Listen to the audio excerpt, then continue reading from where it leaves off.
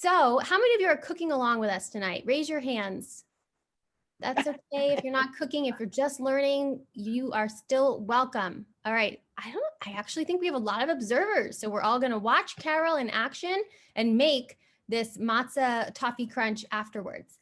I want to start us off with a few shout outs. So Roberta, Carol's daughter, is on the line. Do you want to say a quick hello? I know you said hi earlier, but give us a wave and a hi. Hello, I'm thrilled to be here. Have always loved my mom's cooking and always will. So it's an honor to be here and support her and learn how she makes these treats. Great. Well, we're happy to have you. And just a quick reminder, on the bottom left is your screen is a mute button. I am going to go through and double check and make sure everybody who's not talking is muted so that we don't have any background noise. I also want to give a shout out to Lori, who is on the board of the Breman. Are you the board chair, perhaps, of the Breman? Are you here? I am here. Oh, hi, thank you. Hi, Carol. You're wonderful. Thank you so much for doing this. Great to see you. Okay. Great. Thank you. Thank you. And I want to thank Leslie from the Breman Museum. She's the executive director. We've been talking about this idea for so long and we finally made it happen. Do you want to say hello and a few words about the Breman?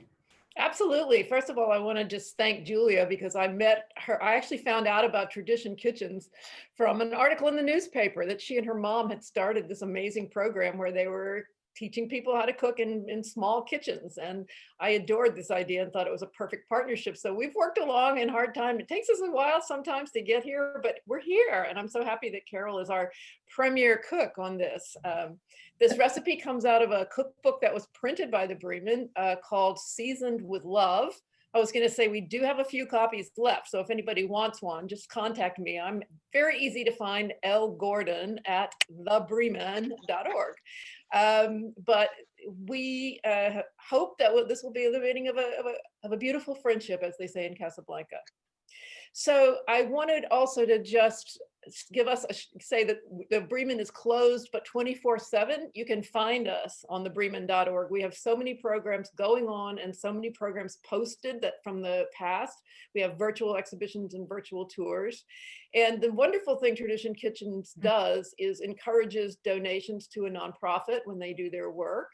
So we would love for you to donate to the Breman. At thebreman.org, you can find a button that says donate or support.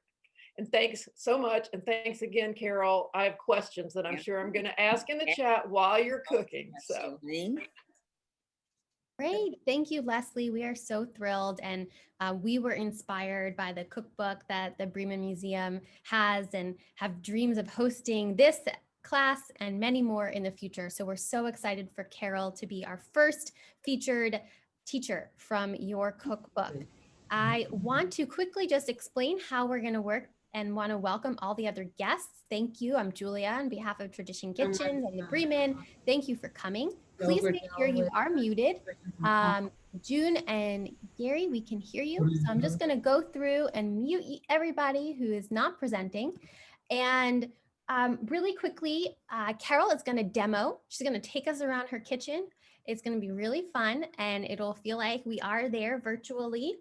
And in addition, you can ask questions during this time. We have the Zoom chat where you can type your questions and I will ask them for you. So don't be shy. We're also going to learn more about Carol's story. And if you want to ask questions about the dish that she's making or her connection to Atlanta or food, you are most welcome. So with that, Carol, sorry for the very long introduction, but thank you so much. I've really enjoyed getting to know you and spending time in your kitchen virtually, and so happy for you to teach all of us this amazing recipe. So let's get started. I see you're stirring. What are you stirring and where do we start?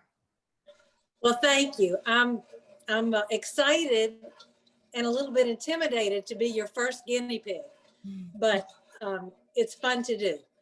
I'm happy that Roberta is on with us. And before I get going, I wanted to show you, I don't know, can you see this? It's a picture of our fearless leader who had a wonderful story in the Atlanta Business Chronicle back in May Wow. when the pandemic was just really getting rolling. So I'm so thrilled to have Leslie with us. Okay, so the first thing I'm going to do is I'm going to put matzah on. Now, what kind of matzah do you have a favorite brand that you use, or do. any brand? All different ones, but the one I like the best is the Strites lightly salted. But you don't have to salt because I have added salt to the recipe. See, this recipe is very old, the one that's in the cookbook. I've been making this for about 35 years. And over the years, I've changed it and tweaked it a little bit.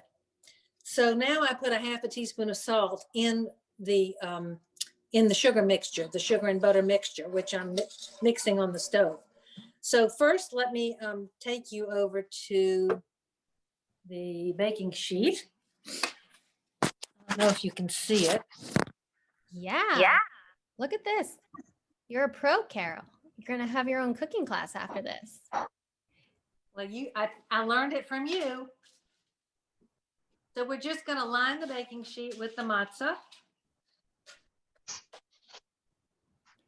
Fun fact, I was telling Carol earlier that I had the chance to go to the Strites Matzah factory on the Lower East Side of New York City before they closed a couple of years ago and moved to New Jersey because people were buying up the Lower East Side. It was really cool. I want to ask a question in the chat. Have you ever been to a food factory? Let us know if you've been to a matzah factory or a chocolate factory or an ice cream factory or some kind of fun place. Type in the chat and let us know.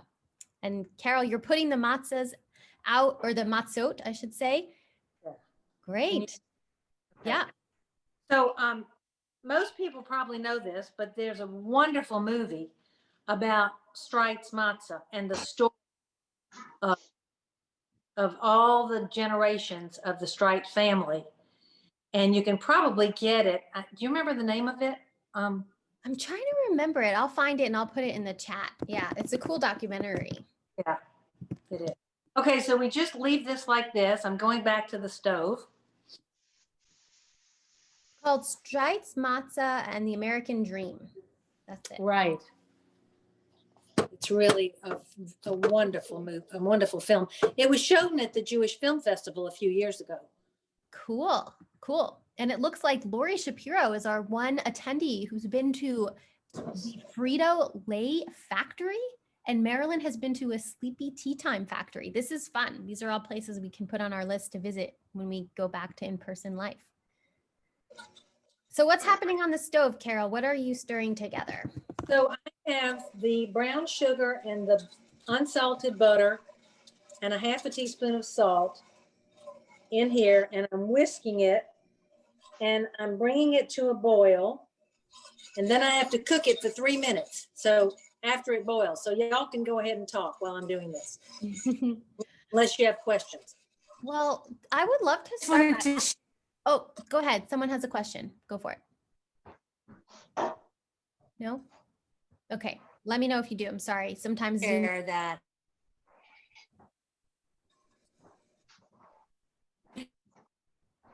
Okay, I'm not hearing your question, but if you do have one, Leslie, did you have one? Yeah, go for it. I did. I wondered, I know Carol said she's stirring this butter, sugar, salt mixture on the stove for 3 minutes.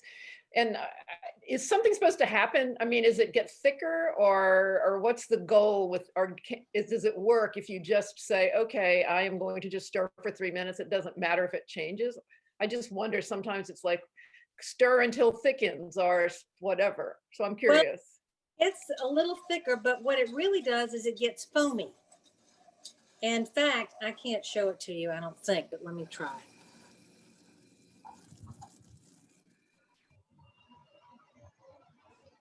Can you see it? Yeah, we see the edge. There we go. Yeah, look at that. Yeah, that's great. Okay, got it. I'm writing So it down. It's very, very foamy. And I'm going to do it for a good 3 minutes. That's what makes the toffee. So what I was going to say, I don't know if you can hear me or not. Can you hear me? Yes, Yeah. hear you. Can you hear me? I was going to say that what you can't see direction is how beautiful her kitchen is. It's one of the most beautiful kitchens I've ever been in. And she makes some of the most amazing food. And what I missed most this COVID Thanksgiving was being in there, watching her do her thing. She always had everything all labeled in case we would forget something that might be still in the oven. And she had Or the everything labeled refrigerator. so that we would put it all, or the refrigerator, yeah. And really, she's such a great cook. She's been a great cook since I was a child and has gotten better over the years. And what a great picture of mom and dad. And so we really missed that this Thanksgiving, for sure. But this is lovely to be here with you now, Mom. Thank you, Berta. I love having you here too. Even if it is virtual. Okay. What I'm doing now is I'm taking this mixture and I'm pouring it over the matzah. Whoa, this is And- like zoom in. As possible. I take a spatula and I smooth it out. And what do you do to take the calories out, Mom? That'll be tomorrow. When you Kosher walk- calories don't count. Yeah, we have a couple questions from the Zoom chat, so I want to get to those. The recipe we will send out again along with the directions. They were emailed to you. I'm trying to pull them up right now to paste in the chat, but it's going to take up the whole chat. So don't worry, you will get it. Someone wants to know if you can make it without butter so that it can be parve, which means you can eat it with both milk and meat, for those who don't know the word parve. So is that a possibility, Carol? I don't know. I've never tried it that way, but I would imagine you could if you had parve margarine. Does Okay. anybody else, somebody that keeps kosher maybe? Yeah, this is like crowdsourced cooking right now. Anybody have any answers? We can, one of us can test it out and let everybody know. I just want to also thank so many of you. I think everybody is on video, which is like a record for us. So it makes it feel really special to look around. Is there any way to do the camera so we can see what she's doing? Yeah, it is. Marilyn, if you pull your Zoom down a little bit, you just need to kind of stretch it down. You can see more of her tray. It might be that your Zoom isn't fully enlarged. Does that make sense?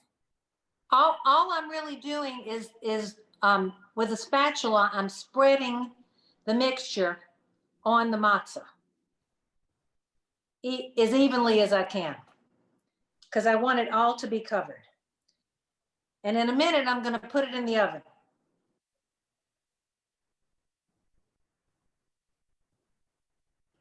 Great. Now I have a question, Roberta.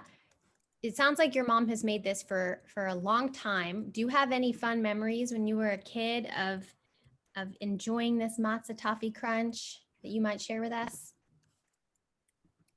I have memories, but I don't know if they're fond, because my mom would make this dish and she would put it in a Tupperware and label it and stick it in the freezer and say, and I said, well, why can't it smell so good? Why can't we eat it? And she's, and I said, Oh, I think you're cutting out a little bit. Is she cutting out for everybody? Yeah. Okay. Hopefully she'll come back. so maybe I can move my, Just tell them that part again, honey. okay, so I just moved my Zoom. Is that, can you hear me now better? Yeah, we can hear you better. Mm-hmm. So I'll just repeat what I said. So mom would make this dish and then she would stick it right in the freezer labeled. And I said, why are you sticking in the freezer? It smells so good. We want to eat it now. And she said, no, it's going in the freezer because there's a freezer party. And I said, well, how can I get an invitation to the freezer party? I mean, I didn't understand why you would make something so delicious and stick it in the freezer where nobody could eat it. Did it taste better once it was in the freezer? Is that why? Or No, Oh, no, the reason, no, I'm not gonna let her answer that. The okay. reason is she always cooks ahead. She's way ahead. So she cooks for like the next event and the next event, and then it's already done and she pulls it out. Right. But we never understood that as children. Well, she just wanted you not to eat it all, in other words, right? That's correct. That's correct. I was very mean. I let him lick the bowl. Back before we knew that eating raw eggs was not a good thing. yeah, I think a lot of us lick the bowl and may still do it. Feel free to confess. And we're pretty okay. Yeah, we're good. It's made us stronger. So is this recipe one you make? This is a question from Jennifer. Is it one that you make all year long? Is it for Passover? Is it for the holidays around Hanukkah? Like, when do you make this? Well, I make it at Passover time because I use matzah. But some people use saltine crackers or Ritz crackers, and it can be made all year round. That But sounds delicious either way. I've generally just made it at Passover time. Okay, Nice. I got to go for a minute because I'm putting it in the oven. Okay, and then we'll have you move your camera. Everybody take a look at her lovely light fixture, I think. There we go. Okay, perfect. Now we can see your kitchen. Oh, it might just be, don't worry. Put it in the oven and then come back to us. All right. Yeah, it's okay. I don't want you to drop it, but that looks quite delicious. So how long do you bake it for, Mom? I have to go look at the recipe. Let me stick it in the oven and then I'll tell you.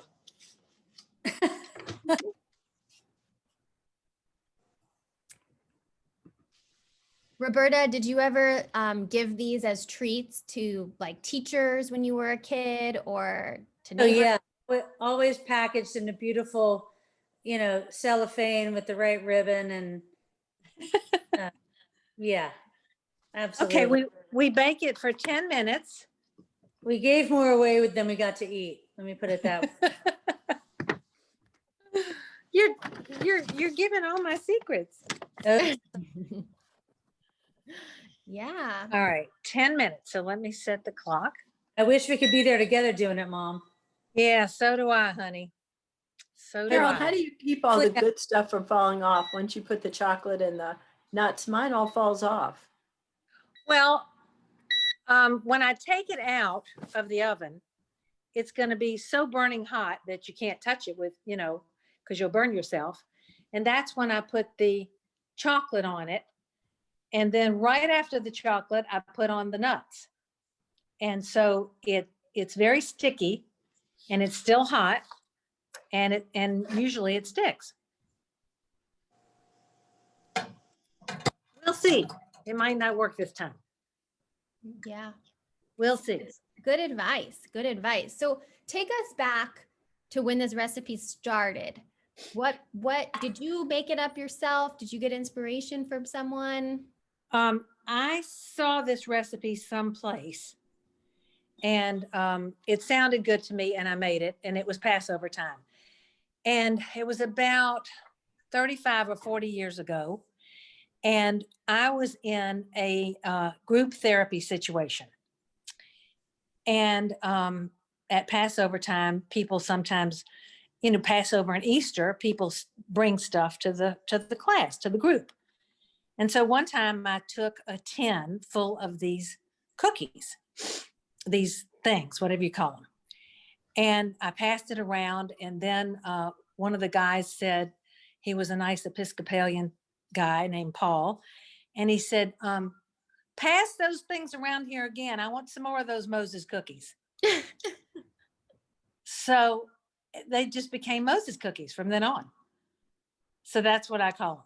I love it. I love it. That is so fun. And so how did they get in this Breman's cookbook? What's the story behind that? You might be a dual question for you and for Leslie.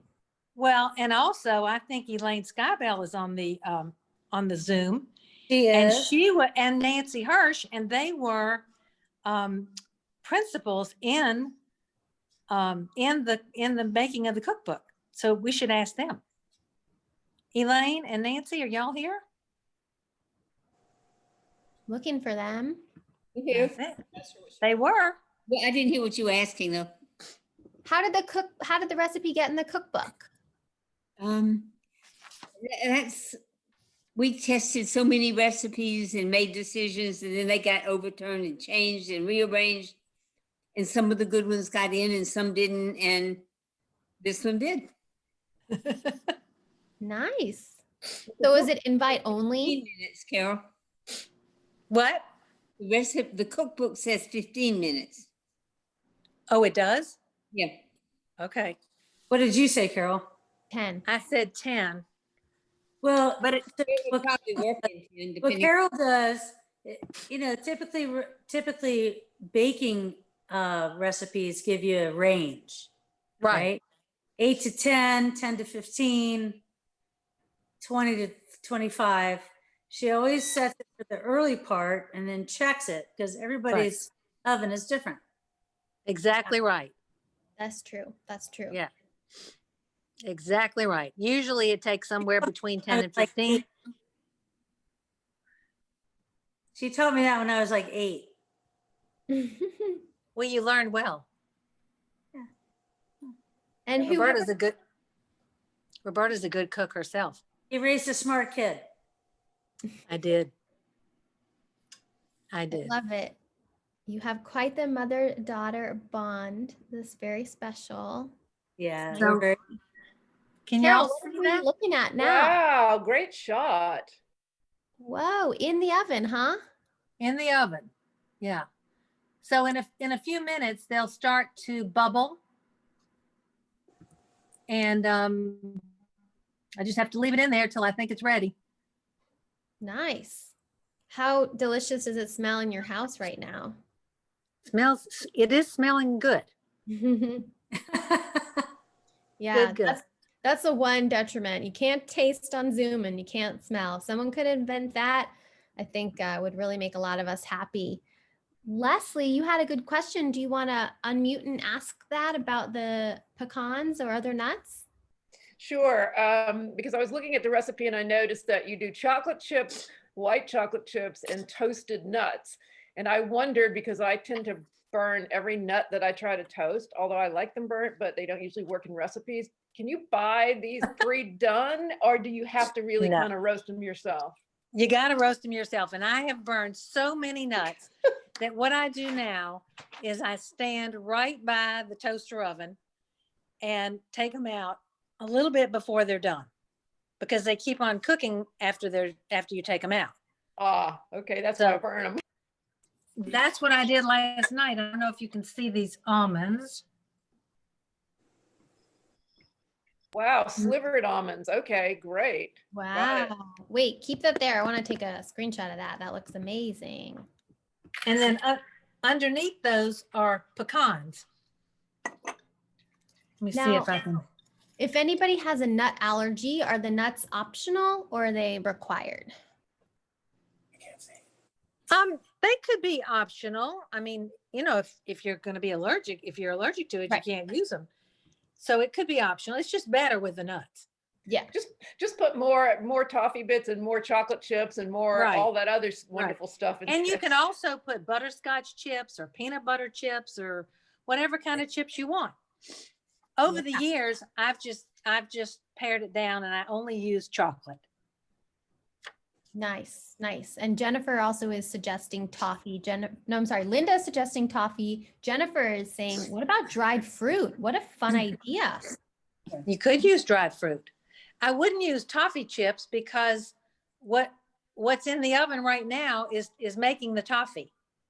The butter and the sugar is making the toffee. Gotcha. So Carol, Yeah. you have a son-in-law who's a chef, and he just Yes. he just joined. Oh, where is he? He's right here. Start talking. Hey, Oh. John. Hey, how are y'all? This is John Metz, and I'm just learning from the best here. That's yeah, all. he learns from the best. My trainer. John Metz owns 21 Marlowe's Taverns, and I hope you all go. Oh, that's so fun. That's a favorite in my family. Oh, that's Awesome. very nice. Thank you. I was just there yesterday. Excellent. We ate outside on the patio. They have heaters on the patio, and it's nice and warm. Awesome. Nice. Who's Marlowe? Like, how did Marlowe's Tavern become Marlowe's? We were having some fun with a guy that I know who reinvented a boat and really made it great. We wanted to do the same thing with a neighborhood tavern, so we took the name and made it our own. Cool. That's really fun. Absolutely. Love it. But don't be fooled. I cook in our house, unfortunately. But Or you can probably go to Marlowe's anytime you want an excuse not to cook. So you get that. That's true. That's true. That's her best benefit. She eats at every Marlowe's in the world for free. Nice. Lucky me. That's really fun. I love that. Why should John cook at home when he's got a good cook to cook for him? Exactly. Right? So All right, so let me go back to the oven and watch my yeah, let's see. creation Almost here. at 10 minutes.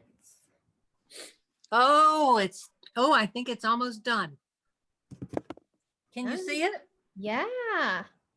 You Look. see how it's bubbling? Mm-hmm. That's what it's supposed to do. Cool. Okay. So As you're pulling it out, Jennifer asked a question and I'll share a quick answer. Carol, make sure you put that phone down so you don't hurt yourself. I'm going to leave it another minute. Okay, so Tradition Kitchens is an organization that I started with my mom. My name is Julia, and on the Zoom chat it says Tradition Kitchens. And my mom and I grew up cooking with her and my grandma. And as a young professional, I wanted a way, along with my mom, to meet other interesting people who loved cooking and really learn about the stories behind recipes. And so we started it in Atlanta about 1.5 years ago. And then we used to be in person and we used to go around to people's kitchens and get invited in and see them in real life. And then we pivoted to online in March. And so we've had so many different classes that have ranged from learning how to pickle from someone in New York City to learning from our local people here in Atlanta. So we celebrate both local people who are accomplished chefs, but also the extraordinary, ordinary chef, your neighbor who you've always wondered, where did that recipe come from and how do I learn how to make it? And so we kind of host different classes, probably 2 to 3 times a month. I'm joined by about 5 different kitchen ambassadors. They're college or high school students who are terrific, and they spend time organizing with me, and we have learning sessions to grow professionally. So that's a little bit about Tradition Kitchens. And I do want to recognize Lauren Cohn, who's one of our ambassadors. She couldn't be here at the last minute, but she planned this with Leslie and with Carol and with David from the Breman, and we're so grateful for her great organizing. So now, and keep up the questions. Thanks for asking, Jennifer. We are getting to see the big reveal. Great shot of her beautiful kitchen, by the way. Oh yeah, it is. It looks amazing. Okay. I'm going to show them to you in a minute. But first, let me get the stuff over here. Okay, that island is great. Is there a special glass on top of it, or is that just a reflection?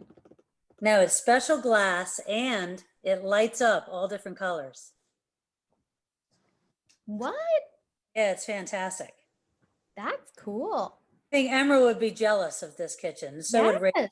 They would all be jealous. This is like a dream kitchen. I was telling Carol earlier that I put up different kitchen backgrounds every other week. I have a new virtual kitchen. So I get to see what it is that I want when I can renovate and have people indoors in the future. So now I've got some good inspiration. What's happening next, Carol? All right, so I don't know if y'all can see this. We see your oven mitts, and there's and the chocolate chips are blocking our view. So you might want to just like move those and maybe slide down a little bit if you can next to the lamp, if it's possible. Hold on. This is quite fun. We were saying we're literally getting like it's just like real life, it's reality cooking TV. It sure is. Great. I can see. Can everybody see okay? Okay, we got some thumbs up. Great. So now we sprinkle on chocolate. Now, do you put that it's in a separate like Ziploc? Did you measure how much in there or? Yep. I measured it yesterday, so I'd be ready. Nice. Also, we're getting some requests to see your kitchen island light up if you feel like entertaining us a little bit. Oh, all right. Let me see what focus on the matzah toffee crunch, and then we'll get back to it. So now you're gonna Okay, so now we just let this sit. I can get a little closer now that I don't have to touch it. Okay, so you can see that? Yeah. So we let it sit for a minute and then it melts. See? Oh yeah, I see that. That's great. I did that recently with a cake. It called for frosting. I didn't have any and I didn't want to make it. So I just stuck chocolate chips on top. Looks like you can do that with a lot of things. Exactly. Well, I don't know if y'all have ever melted brown sugar and butter, but it gets really, really hot. And then when you put it in the oven, it's... Yeah. Do you prefer like semi-sweet chocolate chips or? Yes. Okay. Yes, that's what I use. Great. Yeah. All right, so we spread this on, and then while it's still hot, we put on the nuts. I don't know. Can you see it? I don't know. Yeah, we see. Okay. So does it have to be totally melted first before you put the nuts on the chocolate on top? Well, yeah, it's easier that way because then you can kind of put the nuts where you want them.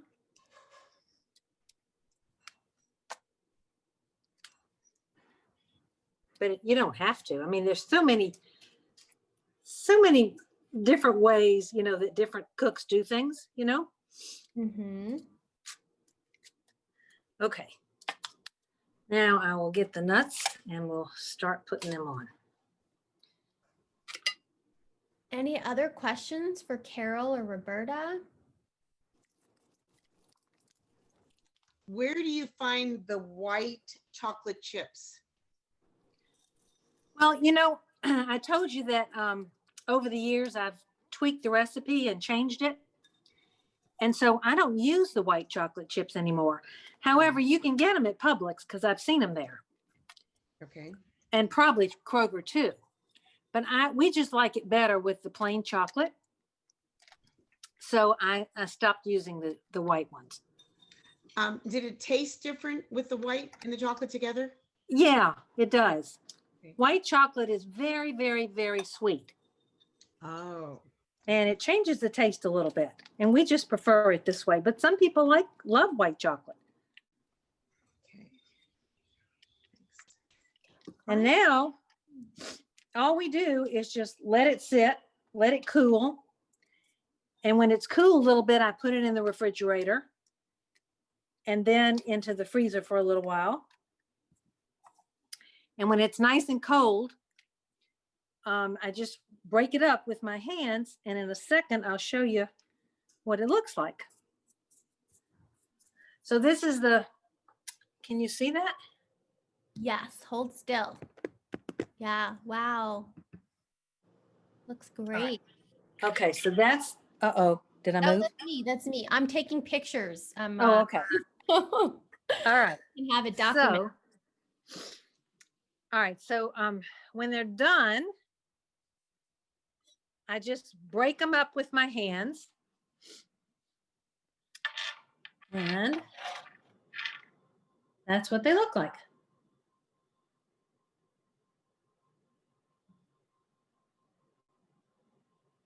Can you see that? Wow. Yes. I'm going to be quiet because I want to take a picture. So don't move. Hold on. Okay.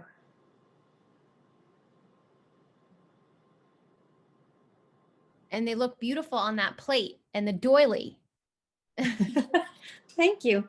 All about presentation. Marilyn wanted to know, so you use two nuts, pecans and almonds, is that right? That's what I use. You can use walnuts. I mean, it's a very forgiving recipe and you can just use whatever you like the best. Nice. If I don't have almonds, I don't use them. If I have walnuts, sometimes I use them. It's good any way you make it. Great. I promise. Now I was just looking around. Did anybody cook with us? I think we had a lot of people taking notes. So we're going to have you send in your photos and tag us in social media or email them to us. Leslie, I thought you were going to cook with us. No, because I didn't think I could watch and stir and listen. And I mean, I hate to say this, I was just confiding to someone on a chat because we were talking about your beautiful scarf. And I had to confess that one time I shut my beautiful scarf in the oven while I was cooking. So I don't have cook with done a that. scarf anymore. But no, I didn't think I could do and watch. So I thought I watch and I'm taking notes. Okay. I'll save you some. Nice. And Carol, what's your connection to the Bremen Museum? Would you tell us a little bit about that? I know you both have a special connection. Well, Roberta's grandfather and my father founded the Bremen Museum. I think it opened in 1996. And now we have the most fantastic executive director who's going to take us to new heights.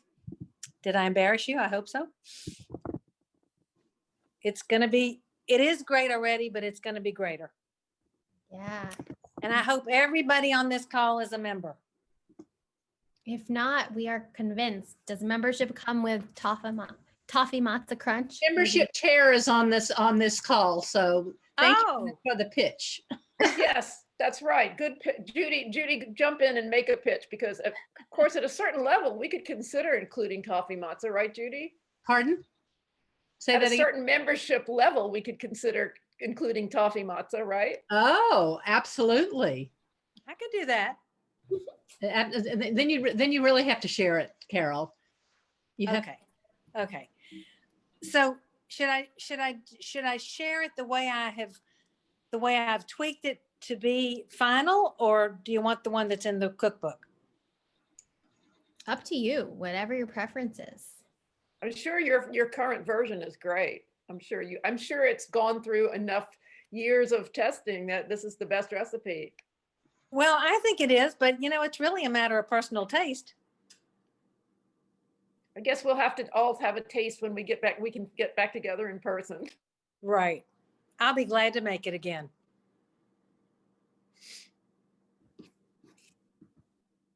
Nice. So I would be interested if anybody has any fun family stories about their family recipes. And I'll just try to tell you one briefly if this is appropriate to say it now or not.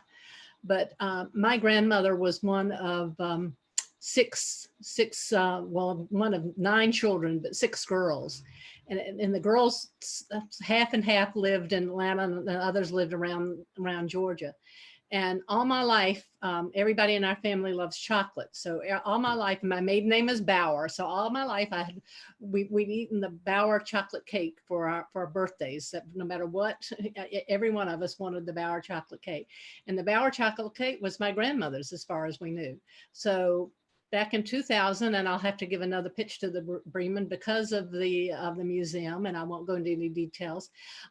We found a whole lot more through the genealogy, found out in the archives, found out a whole lot more family members than we ever knew we had, and we had a reunion. And in order to get families to understand, to know the other branches of the family that we never knew before, we had to have some kind of little skit or program to introduce ourselves. So when my Savannah branch of the family got up and talked about this chocolate cake, and I'm listening, and it turns out this was not my grandmother's chocolate cake recipe. The sisters were on the phone every day, apparently. And one of the things they used to do was share their recipes. So all these years that I thought it was belonged to my grandmother and we grew up with that, it could have been Aunt Hortense, it could have been Aunt Florette, it could have been Aunt Yet. So it was just, it was a fun thing that I learned about a favorite recipe that my sister-in-law has now taken over for us. So Nice. I think some of the family stories like that are nice to share. Yeah. It was a joint effort, a family effort. That's really nice. And thank you. I'm seeing a lot of questions also in the chat about the recipe. And Julia, I wanted to say one more little thing. Okay. About the person who asked me how you keep the nuts from falling off. Some of them do fall off. And so that's why I put on probably twice as many as you need. Not twice as many, but you know what I mean? I put on more than you need. Because no matter how hard you push them in, they're not all going to stick, and some of them fall off. So just let them fall and eat them. Like that. Nice. And we will be recirculating your recipe and your instructions. You can all check your email. If you registered with us through Eventbrite, you should have received an automatic email from Eventbrite. Just search your email for that. Maybe check your spam folder so you can make sure you get it right away. But I'm having trouble copying and pasting it right now into the Zoom chat, but you'll get it later tonight, along with a thank you for joining us. This looks so good. I'm so sad we're not in person to taste this. Me too. We'll add Me it to too. our 2021 bucket list. Any final questions? We're getting another request to see the island light up. How are you feeling about this, Carol? Could we? Well, I have to be honest with you and tell you that it works with the remote, and the remote is out of battery. Okay. This is the little remote. Wow. And it's out of battery. All so right. I can't show you. But it's pretty the way it is. It's green. Yeah, it's very pretty. I love it. Well, maybe we will get, once you get the batteries in, we can hop on Zoom and record it and then share it with everybody. And one thing I'd be happy to do, if we can ever be together again, is have a cooking class in my kitchen. I can have about probably 15 to 18 people. Wow, that's so kind of you. We could make soup. We could do anything. That would be so nice. And I'm seeing some of our friends on the line who we used to get together with in person, like Bonnie. She was an all-star in-person attendee. So yeah, we would love that. Thank you. Thank you. And for the time being, is anybody inspired to teach us one of their recipes, or do you want to tell a story really quickly as we wrap up tonight? My mother always had this wonderful matzah brownies, and I have not been able, I've gone through all of my Jewish cookbooks I inherited from the family, but I haven't been able to get it like my mother's. It was delicious. It was better than a regular brownie. I don't know why. That sounds good. Maybe if you ever find it, share it with us. Yeah. I have one actually. It's a Rocky Road brownie for Passover. And I remember I made it one year and I ate a lot of them and it wasn't a good idea. So gotta watch out for that matzah meal. It's not like regular flour. So Side note, we have an upcoming class for all of you who enjoyed this evening's experience. We haven't even announced it yet to the general public, but you'll be the first to know. It's happening on a Sunday, December 13th at 3 p.m. We are going to learn how to make crepes. If anybody can tell me how to pronounce that. I did take French, but I forgot how to say it right. Okay, I'm getting thumbs up from Leslie. So if you want to join us, that will be really fun. Crêpe. Actually, Crêpe. Sandrine is French. You should, Yes. Sandrine, pronounce it for her. How do we say it? Crêpe. Crepe. I'm gonna Crepe. ask you if And I know that I always have, I tell people I'm going to make crepe and like, what crap? So I always have to say, but they're really good. So I'm happy to help too. Oh, great. Okay, I'll let will you put your email in the chat so I can have it and follow up with you? If you Okay. could? Thank you, Sandrine. Well, this has been so much fun. Thank you for being such a great group, and Carol for being a technology wizard and hosting us in your kitchen. It's been great. And Roberta for sharing stories about your mom, and Lori for telling us about the Bremen, and Leslie for your important work there. We're so grateful, and we hope people contribute in all of your honor to the Bremen as a wonderful institution here in Atlanta. Any final words you want to share, Carol or Leslie?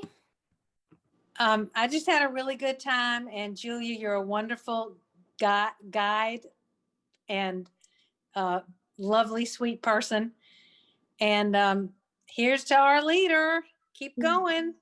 Thank you so much. And thank you. I just want to say thanks to everybody who was on the call. And I know a lot of you know about the Bremen cookbook, and we would love to do more of these. So now you see what a pro Carol is at it. Let me hear from you, because we'd love to do this again with Julia in Tradition Kitchens. Thank you. We would love to have everybody who wants to teach.